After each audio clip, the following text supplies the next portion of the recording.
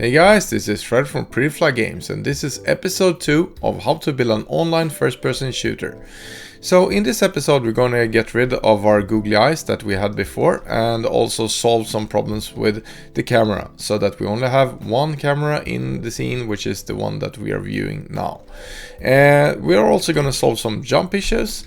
So yeah, let's get started. So we have a few things that we want to improve. The first thing is if we drag and drop our network player, we can see the eyes of the player and the complete model. And that's not something we want. So let's start by changing that. And how we will solve this is by using rendering layers. So let's open our network player prefab. And what we want is a layer here that is default, and we want to define for the model another layer. So what we will do is go layers, add layer, and we will say that okay, local player model is a new layer, and then we will go to our camera and we will say that okay, you're not going to render the local player model, so make sure that this is not checked. And then what will happen is if we drag and drop our model back again and we say that okay, the model is going to be the local player model, and we say just change children, we can see that it's now gone. So this is the behavior we want, but we want this to be changed from code. So we don't want to change this here, because that means that we need to have a separate network player prefab for the local player and another one for the remote players. So we want to change this in code. So if we again delete our network player from the scene and we go in scripts and open up utils in Visual Studio. So I don't know any function in Unity that allows you to set render layers in children. So we're going to create a function that does that. So let's create a set render layer in children, and it's going to take in a transform and a layer number. What we do then is we go through with a for each statement. We loop through all the transforms in the get component in children transform, and we use this true flag here, which means that we are also getting inactive objects. And then we are simply setting the transforms game object layer to layer number. So that's all we need to change the layers in the children for a transform. So now we want to use this new function in our network player. And what we want is when the local player is spawning, we don't want the eyes to show. So we want to change the render layer here. And in order to do that, we need to get access to that transform. So let's add a public variable transform, and we'll take in the player model root.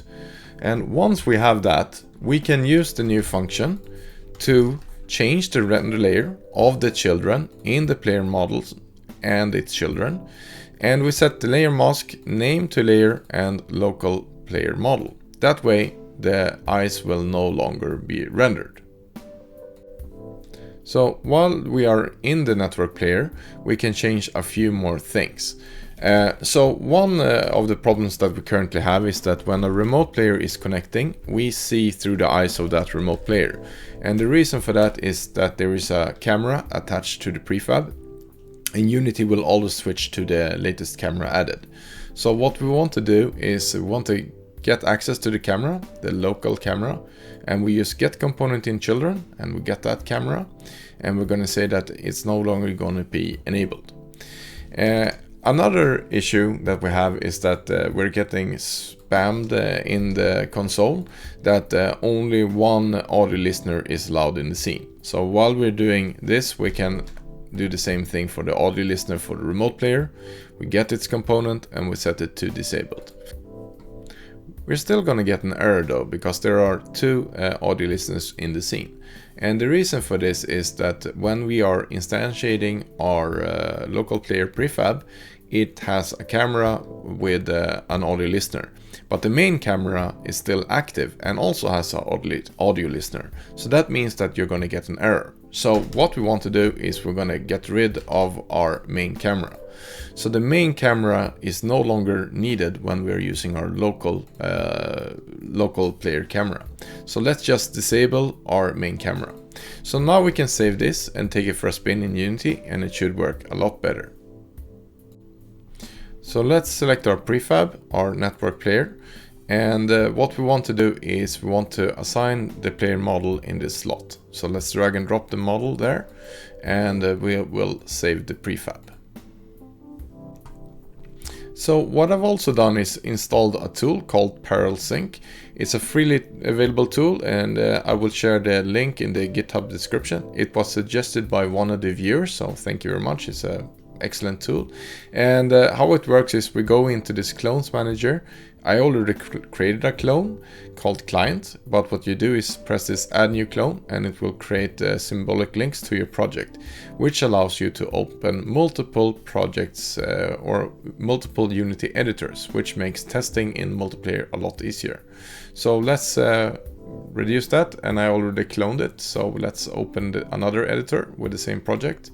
And if we hit play on our first client, and then it takes a little bit of time to load everything, and now we are connected. And as we can see, we no longer see our eyes, and we don't have any errors so far about the multiple cameras. So if we look at our scene, we can see that, hey, okay, we have already the little guy here. If we go to our other client and press play, then it will connect, and so we're waiting for it to spawn. So as we can see here, now we are connected, and we are seeing through this remote player's eyes, and we are, well, not through his eyes, we're seeing through the right camera. And our first player is still seeing his own camera. So everything is working as it should. So now we have multiple clients running with the correct camera, and we're not seeing any body parts of our own model, which is perfect. So now we can exit play mode on both clients. And actually I can get rid of this second one because I don't need it for now. So I'll just drag it over to my second screen. So now there's one more thing we want to fix with the movement, and that is if a player moves around on the world and actually falls off the world, he will just keep falling forever. So we want to add a respawn function. When you fall off the world, you want to respawn somewhere where you can walk around again. So let's go into movement, and let's open our character movement handler in Visual Studio. So we will add a new function to check if the player has fallen off the world. And what we do is add a function called check fall respawn, and it checks if the transform's position is smaller than -12, and in that case we will just move the transform's position to a new random spawn point. So now we also need to call this, and we will do it at the end of our cycle where we actually have input for this player. So if that happens, that we have input, then we are going to check fall respawns and see if we are below -12. In that case we will respawn. Okay, great. So let's save that and go back into Unity. So now that we fixed the respawn, it should work, and if I run off the world, I should just get respawned back again. So let's try that, and I'll go off the edge of the world here and turn around so we can see something, and now I get respawned. So this is working as it should. And while we're fixing problems, there's another issue, and that's the jump button. So if I hit the jump button like I did now, nothing happened, and again nothing happened. So like 50% of the time, or maybe even more sometimes, nothing happens. And this is a glitch that we have in the input handler. So we need to fix that. So let's open our character input handler in Visual Studio. So the reason why our input is not behaving as it should is because we are running it in the update function. So in the update function, we are checking that, okay, is the jump button pressed? And we are setting it to, well, true if it is pressed and false if it's not. But Fusion is running this poll, which is get network input. And in this code we are checking, okay, is there a jump button pressed, and we are providing yes or no. These two functions are not synced. So it means that the update function could be called maybe 3 times, while this is called at another time. So even though we feel that we have pressed the jump button, when we are reading the value here, it will be that it's not actually pressed anymore. So this needs to be changed. And the reason why it's working with movement is because we're holding down the movement button. And when we're holding down something, like the forward button, then it doesn't really get that noticed, because, well, if we are missing a few hits on this, it doesn't really matter. But it becomes very apparent when we are doing things like jumping or shooting. So how we want to change this is we're going to change and say that, okay, if our input is jump, so let's add a comment, jump.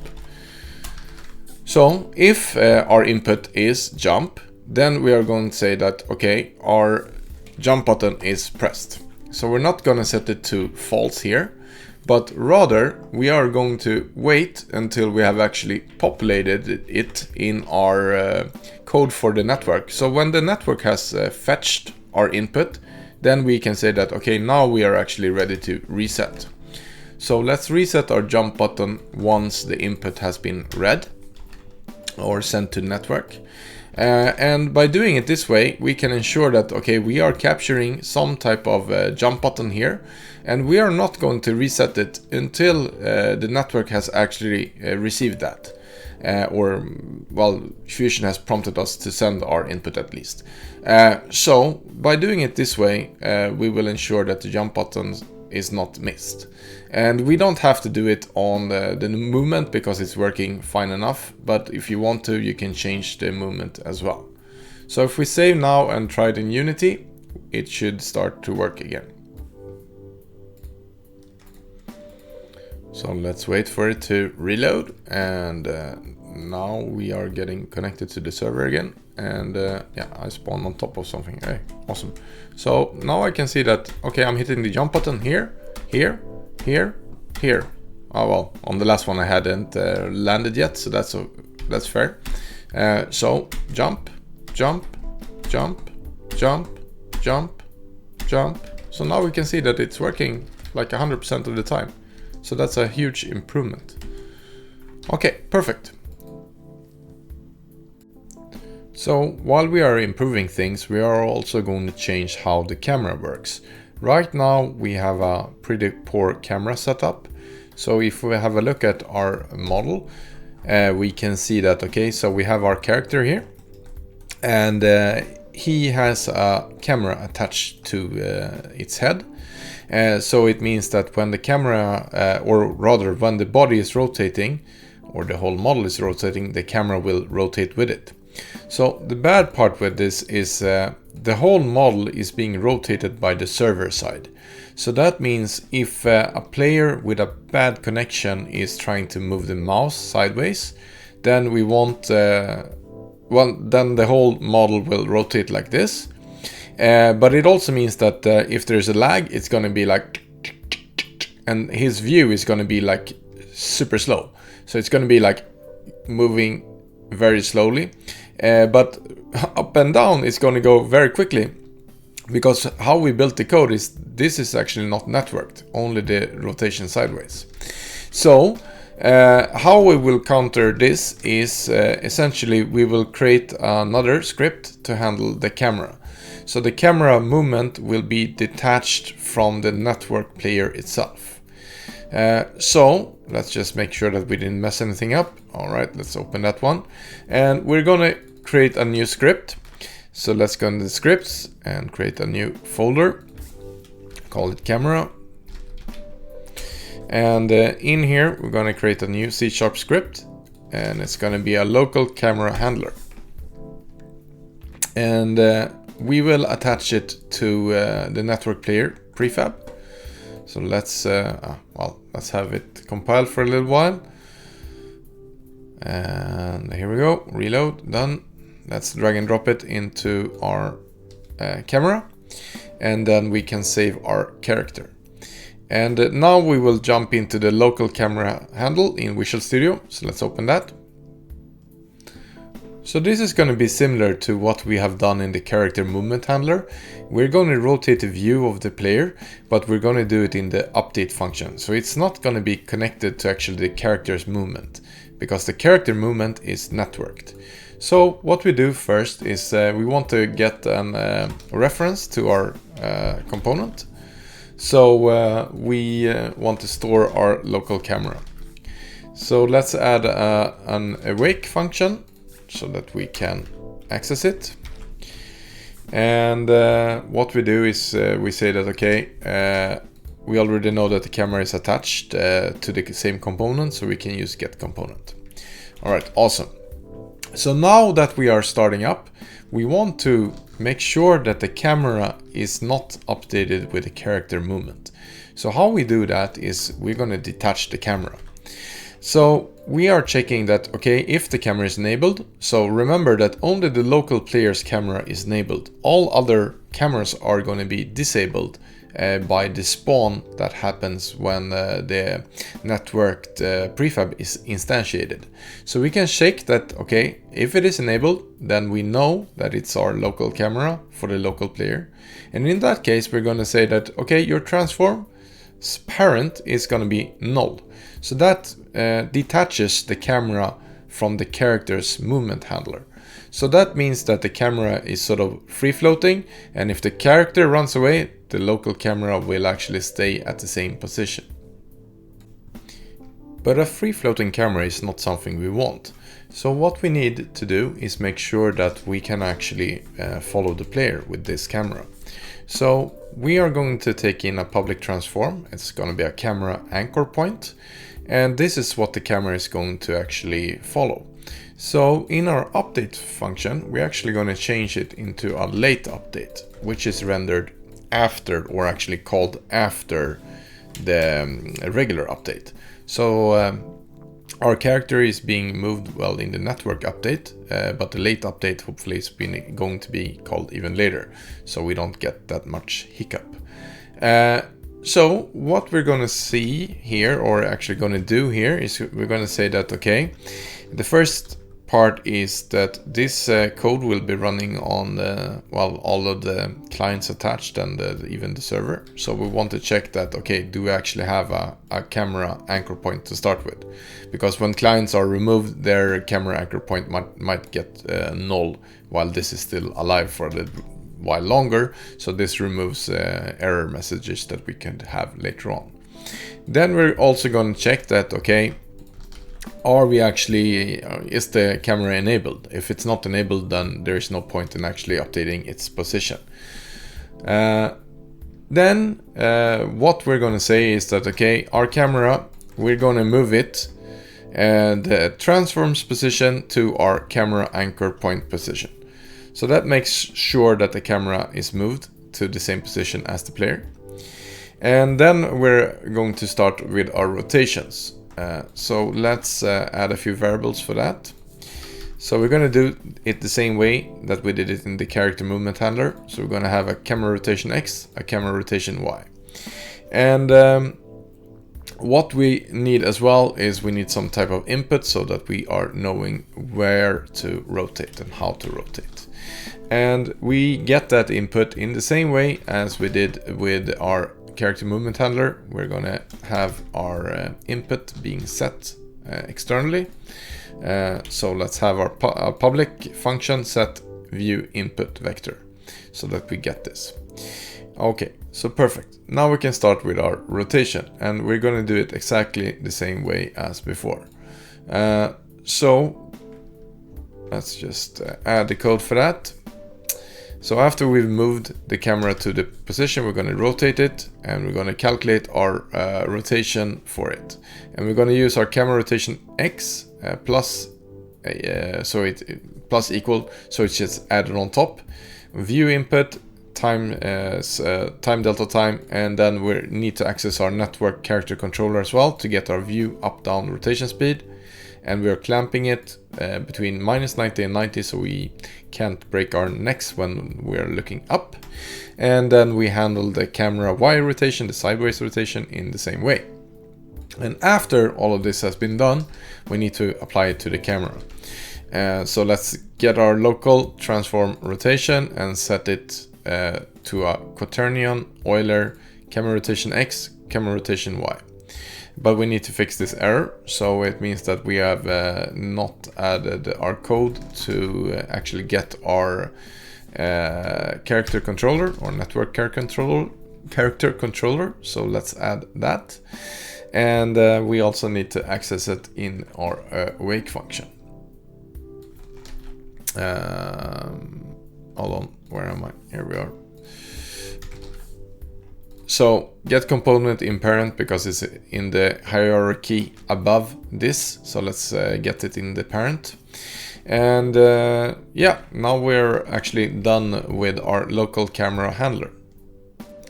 So the problem now is that, okay, we have this, but it's only running locally. So the server will have no idea that the camera is being rotated, which means that the player should also be rotated. So what we want to change some things, and we want to change how the network input data works. So we're going to get rid of our rotation input here, and instead we're going to replace it with aim forward vector. And we will also use this later on when we are shooting stuff. So let's have an aim forward vector, because the character is always going to be facing in the same direction that they are aiming in. So now that we save this, we're gonna get a bunch of errors, but for now let's just ignore that. And we can go into our character input handler. So in our network input data, we are using the rotation input here, which does not exist anymore. So we want to replace that with our aim data. So let's get rid of that and paste in our aim data. And the aim data is going to be the aim forward vector, and that's going to come from our local camera handler, and it transforms forward vector. So we're just copying this and providing it to the aim forward vector, but then we need to define as well our local camera handler. So let's go up to our components, and in other components we're going to say that, okay, we have a local camera handler, and we want to as well access it in the awake function. So now we have the ability to actually pass this information into our aim forward vector, and we no longer have any errors. But we also need to fix a few things in the character movement handler. So let's move there now.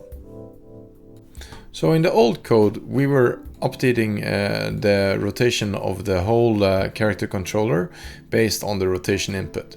So that's not something we want to do anymore. And I mean, this is the way that I'm doing it right now, but I'm still also learning Fusion, so there might be better ways of doing it, but this is something that I found works. So what we're going to do is we're going to do it in a very lazy way. We're going to say that, okay, since we are getting our aim data in our network input data, we're simply going to say that, okay, our transform forward is going to be our aim forward vector. If we have an extreme lag situation where a client is rotating very fast, then we could have the case where a player is like all of a sudden changing direction 180 degrees. But for me right now, that is acceptable. So I'm going to keep it that way. But I mean, you could lerp it on the server or anything like that to animate it and make it look a little bit better if that happens. But in the tests that I've done so far, it actually looks quite okay, because the rotation isn't that fast and the updates are going pretty fast over the network anyway. So there is one problem though. If we do it this way, then it means that our character is going to be tilting backwards or upwards and downwards as we are actually moving our mouse up and down. So that's not something we want. So let's cancel out our rotation on the x-axis, And how we do that is we're gonna actually take the rotation and we're gonna get it from the transforms rotation. And then we are going to modify it slightly. So what we are going to do is we're going to take our rotation. So what we'll do is we'll take our Euler angles and we'll create a new vector, and we're going to cancel out the x so we don't have the tilt anymore, and then we're just going to copy the values of y and z rotation. And then when we have done that, we can assign back the rotation to our transform. So that solves our problem with actually the rotation, and the whole sort of movement can be the same because we are still going to move in the forward direction. So that's all fine for now.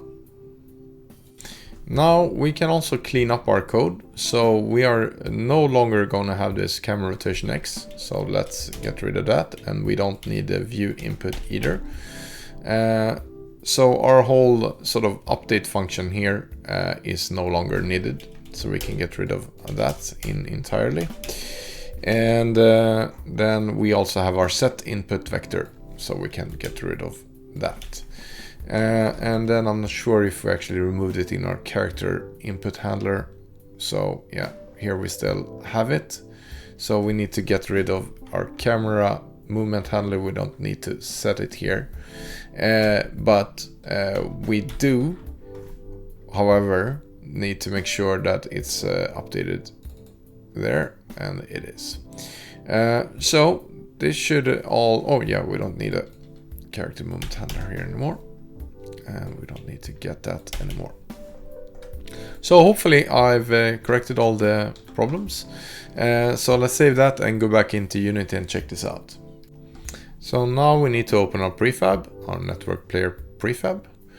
And we have our camera, but we need to create the anchor point for it, so that we know where to sort of attach it. So let's just duplicate it and let's rename it to camera anchor point, and then we can actually get rid of our camera, remove component, odd listener, let's remove that, and this script, and the position is going to be the same. So this is where we're going to have our camera anchor point.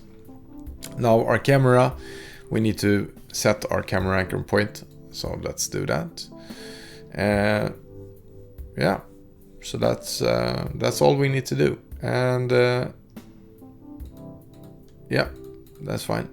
The camera can remain sort of here because it doesn't matter, because it's going to get detached from the model anyway. So let's save this and let's take it for a spin and see how it works. So now we're waiting for it to connect, and yeah, it's not working. So somewhere we forgot to do something, but at least we can see that, hey, all right, our camera is now detached, which is awesome, but it's not updating its position. So let's have a look and see what we have missed. So my assumption is that we missed something when we did our character input handler. So let's go back into Visual Studio and check that out. So we have our local camera and we are getting it in the awake function, and then we are getting our view input, and so yeah, here's the problem. We are not actually updating our local camera handler with that value. So that is the cause of our problem. So let's set our view. So local camera set view input, and with the input we have collected here. Okay, perfect. So let's save and go back into Unity. So let's try it again, and hopefully it will work better this time. So we just have to wait for the reload to happen, and now we are waiting for the connect. So here we have it. I can rotate the view, and well, it looks a little bit slow, but it's my computer that is slow.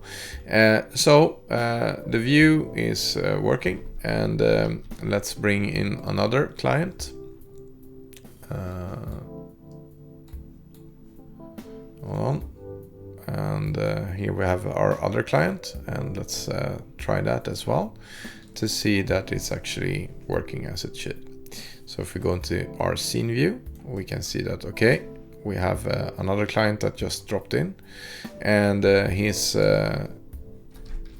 movement is working. I can have a look, and well, there is no view lag here, and yeah, that's it. So now our code is working, and we have cleared out a few problems with the camera handling.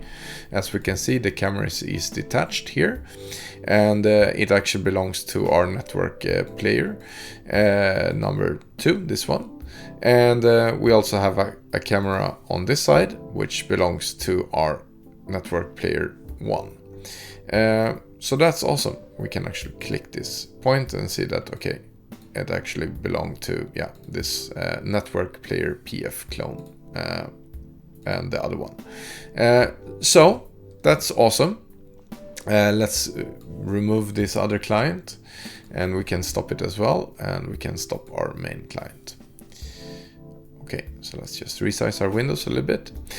So as we said, or as we saw before, it becomes a little bit of hassle to actually see which client is which, because everything is has the same name.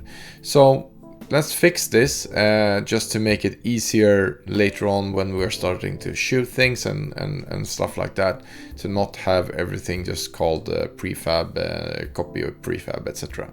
So let's open our network player, and we will change a few things in this to make it easier to debug, etc.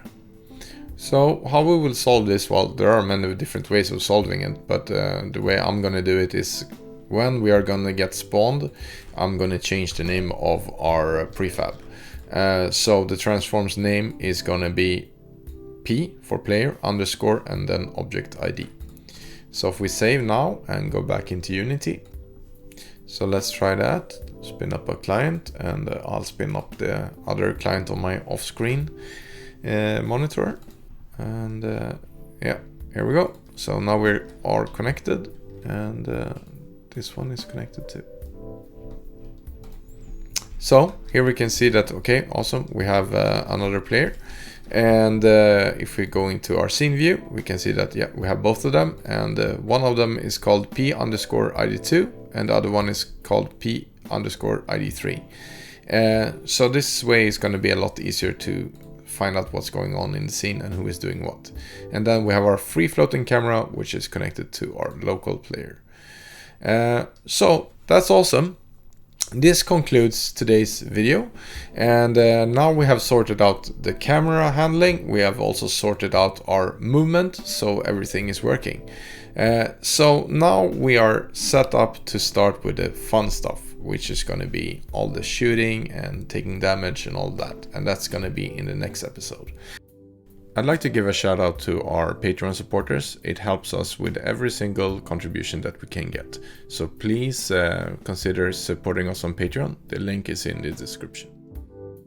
So I really hope that you enjoyed this video, and please give it a thumbs up if you did, and also hit that subscribe button and the bell if you want to get a notification when the next video is out.